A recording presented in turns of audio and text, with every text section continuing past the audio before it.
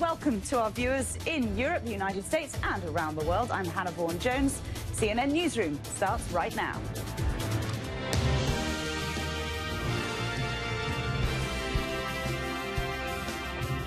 US President Donald Trump is at his Florida resort for the weekend, but the controversy over reported contacts between his campaign aides and the Russian ambassador to the United States continues to shadow his administration.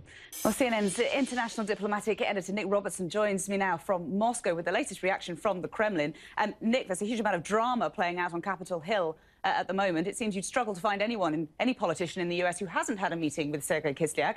How is this playing out as far as the Kremlin's concerned? I think that's sort of precisely the Kremlin's point, that their ambassador in Washington was doing precisely what he should be doing. Well, Brian Klaus joins me now here in London. He is a fellow at the London School of Economics and author of the upcoming book, The Despot's Accomplice, How the West is Aiding and Abetting the Decline of Democracy. Brian, thanks very much for joining us this morning. Let's talk about all these meetings that are taking place at the moment, in particular with Sergei Kislyak, the Russian ambassador to the United States. Is it standard procedure? Have these meetings always taken place, or are we now, under the Trump administration, seeing a new dynamic evolving between Russia and the US? So it's totally normal to meet with ambassadors, especially for sitting senators, for people who work on foreign policy. That's not abnormal at all.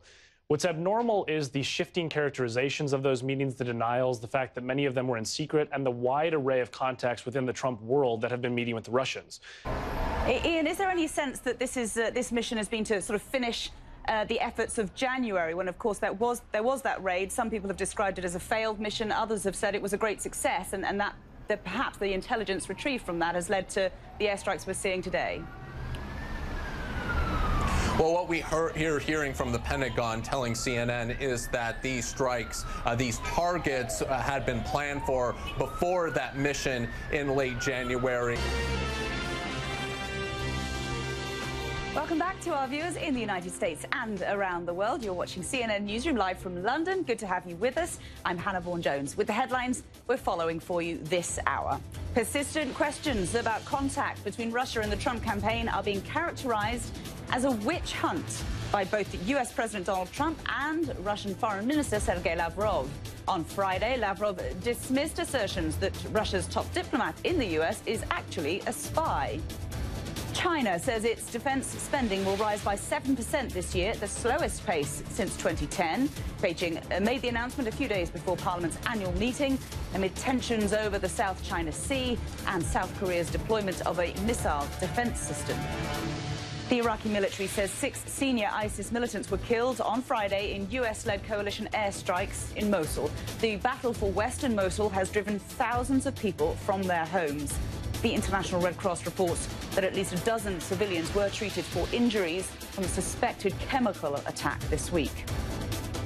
And the former Haitian President René Préval has died at the age of 74. He was Haiti's only democratically elected president to win and serve 2 terms. He was president during the catastrophic earthquake of 2010. Haitians say Mr. Préval improved infrastructure and strengthened political stability. Let's get more now on our top story and the growing controversy over reported contacts between Donald Trump's campaign aides and the Russian ambassador to the United States. My God, it was so hot. Yeah, it's hot. It's a flamethrower. Well, that wraps this hour of CNN Newsroom. I'm Hannah Vaughan-Jones in London for you. For viewers in the United States, New Day is just ahead. For other viewers around the world, Best of Quest starts in just a moment. Thank you so much for watching CNN, the world's news leader.